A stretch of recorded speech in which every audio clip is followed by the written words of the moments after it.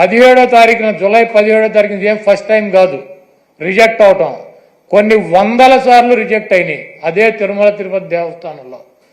దానిని చంద్రబాబు నాయుడు రాజకీయ లబ్ధి కోసం జంతువుల కొవ్వు కలిసింది, ఆ కొవ్వుతో లడ్డూలు తయారు చేశారు, వాటిని ప్రసాదాలుగా భక్తులకు ఇచ్చారు. ఈ దేశంలో ఉన్నటువంటి వెంకటేశ్వర స్వామి భక్తులు తిరుపతి వెళ్ళినాళ్ళు లేకపోతే ఎవరైనా నాబోటాళ్ళు వెళ్ళి లడ్డు తీసుకొచ్చి 10 మందికి పంచి పెడతారు. వీళ్ళంతా కూడా అపవిత్రమైనటువంటి ప్రసాదాన్ని తీసుకున్నారు. కాబట్టి జగన్మోహన్ రెడ్డిని శిక్షించాలి అని చెప్పి చంద్రబాబు నాయుడు రాజకీయ ప్రయోజనాలు ఆశించి సొంత మామనే రాజకీయాల కోసం, పదవి కోసం, పార్టీ కోసం దిగజార్చి ఆయన మీద ఏ రకమైతే నిందలేసి ఆ పార్టీని తీసుకున్నాడో రాజకీయ లబ్ధి కోసం, అదేవిధంగా జగన్మోహన్ రెడ్డి గారు ఇబ్బంది పెట్టాలి రాజకీయంగా అని చెప్పి ప్రత్యక్షంగా కలియుగ దైవమైనటువంటి వెంకటేశ్వర స్వామినే ఆయన ప్రసాదాన్నే రాజకీయాల్లోకి లాక్కొచ్చేసినటువంటి దుర్మార్గమైనటువంటి వ్యక్తి చంద్రబాబు నాయుడు.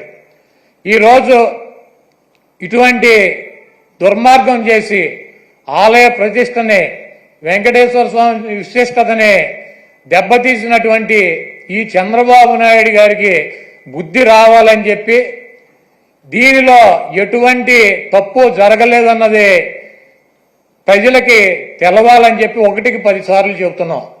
ఎందుకంటే ఆ ప్రసాదం సేవించినటువంటి ఏ భక్తుడు కూడా కల్తీ ప్రసాదాన్ని తీసుకోవాలా, అక్కడ రిజెక్ట్ అవుతుంది. మొన్న వచ్చినటువంటి వెహికల్ కూడా ఆయన ముఖ్యమంత్రిగా ఉండగా వచ్చినటువంటి వెహికల్ కూడా రిజెక్ట్ అయ్యి వెనక్కి వెళ్ళింది, అది వాడల. అటువంటి పొరపాటు తిరుమల తిరుపతి దేవస్థానంలో జరగడానికి అవకాశం ఉంటుందో, అక్కడ ఉన్నటువంటి బోర్డు కానీ, అక్కడ ఉన్నటువంటి ల్యాబులు కానీ, అక్కడ ఉన్నటువంటి ఉద్యోగులు కానీ ప్రతి వస్తువుని టెస్ట్ చేసే లోపలికి అనుమతి ఇచ్చేటువంటి పరిస్థితి ఉంటుంది.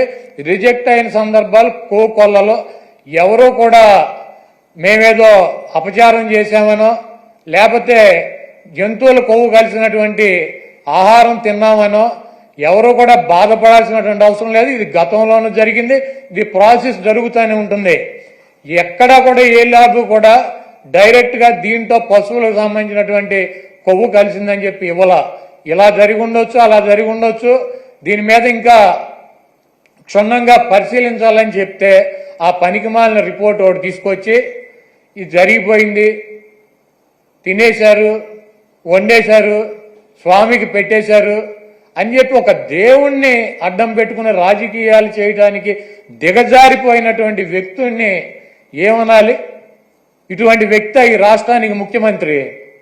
అంత ప్రతిష్ట కలిగినటువంటి గుడిని, అన్ని మహిమలు కలిగినటువంటి ఆ స్వామిని రాజకీయాల కోసం ఎవడన్నా అన్నం తినేవాడు బజారు లాగుతాడా?